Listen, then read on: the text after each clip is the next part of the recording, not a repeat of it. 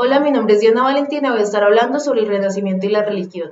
El Renacimiento fue un movimiento que abarcó múltiples esferas de la cultura europea de los siglos XV al XVI, especialmente en Italia, donde tuvo su origen y donde se expandió al resto de países. Este se caracterizó, entre otras cosas, por un retorno a los valores, modos y maneras de la antigüedad clásica grecorromana, en busca de una renovación en la forma de pensar y obrar del hombre renacentista. Se caracterizó por la exaltación del valor humano y se dio a la tarea de reconocer características propias de este, como la sencillez, el amor, la fortuna, la inteligencia, la independencia, la autonomía y la naturalidad, a través de expresiones artísticas, religiosas y filosóficas. En este contexto, lo esperable sería identificar elementos de crítica, desdén y separación con la religión cristiana. Sin embargo, como ya bien se analizará en breve, esto no es del todo cierto.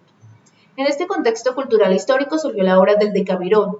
producto del autor Giovanni Boccaccio, escrita entre 1351 y 1353.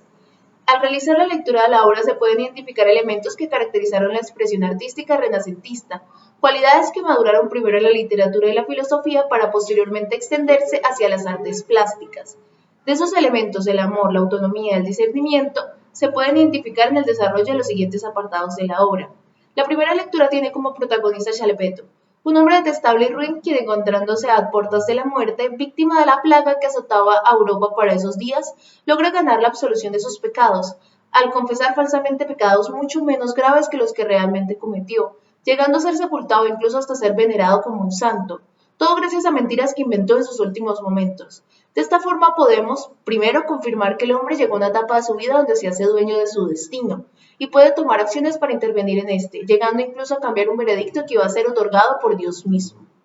Por otro lado, se puede identificar en un primer momento un comportamiento casi impío, pues el personaje logra engañar a Dios. Sin embargo, todo esto lo hace con el fin de poder entrar al cielo, confirmando las ideas de Bourdieu sobre la transformación de la relación del hombre con la fe cristiana, más que una simple ruptura con la fe.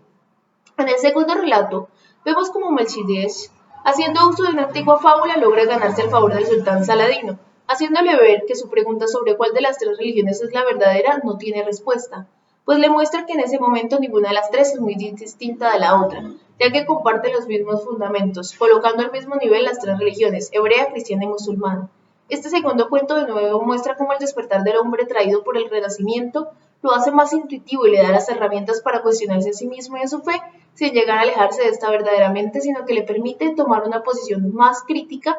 que le permite tomar una posición más activa en el ejercicio de su fe. La tercera historia cuenta con la participación de dos hombres de Dios, monjes. En este relato se muestra cómo estos religiosos sucumben ante sus deseos carnales, propios del hombre, y se demuestra cómo nadie está exento de ser presa de la naturaleza humana. Si bien este cuento no enmarca directamente el amor, uno de los principales literarios renacentistas, vemos como otro aspecto muy humano, el deseo, puede ser gozado incluso por estos dos hombres, quienes caen presa de sus instintos sin que esto llegue a interferir en su relación con Dios. Posterior a la lectura de estos extractos del Decamerón, se puede concluir que Jules Michelet estaba en lo cierto cuando en su obra Historia de Francia al Renacimiento describe cómo este movimiento fue más que un simple cambio en la forma de pensar, apoyado en el clasicismo grecolatino, sino que fue toda una renovación y un paso adelante en la evolución, ya que los hombres retratados en estos relatos son personas que alcanzaron un nivel crítico superior a los personajes de literatura del movimiento inmediatamente anterior. También es pertinente concluir que de la mano del Renacimiento no hubo una ruptura religiosa que llenó de paganismo la vida de los burgueses de los siglos XV y XVI, como lo decía Burchard, sino que, como al contrario, fue como lo dijeron Giovanni Reale y Dario Antiseri, apoyándose en lo dicho por Conrad Bourdieu.